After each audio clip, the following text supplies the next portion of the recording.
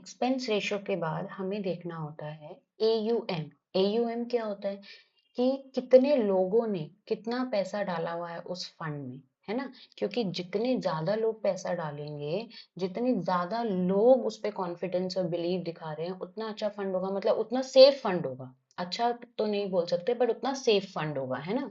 उतना उसमें रिस्क कम होगा बिकॉज बहुत ज्यादा लोग उस पे इन्वेस्टमेंट कर रहे हैं। तो एयूएम, एयूएम से हमें पता चलता है। ठीक है। और सबसे लास्ट पांचवा but important, exit load. Exit load क्या होता है कि अगर आप फंड्स क्या करते हैं, अगर आप एक मिनिमम एक सर्टेन टाइम पीरियड से पहले अगर आप जो है अपना पैसा रिडीम कर लेते हैं, अपना पैसा निकाल लेते हैं उस फंड से, तो वो लोग एग्जिट लोड लगाते हैं।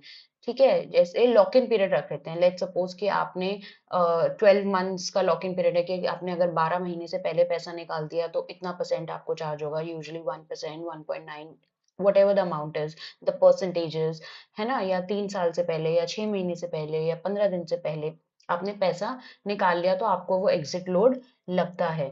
तो ये शॉर्ट टर्म वालों के लिए एप्लीकेबल है, लॉन्ग टर्म वालों को इससे फर्क नहीं पड़ता जो लॉन्ग टर्म के लिए पैसे डाल रहे हैं।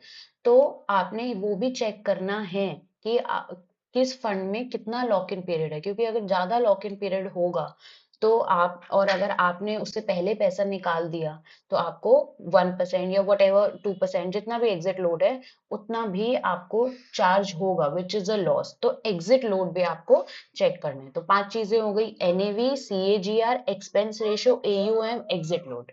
Thank you. I hope now it's clear.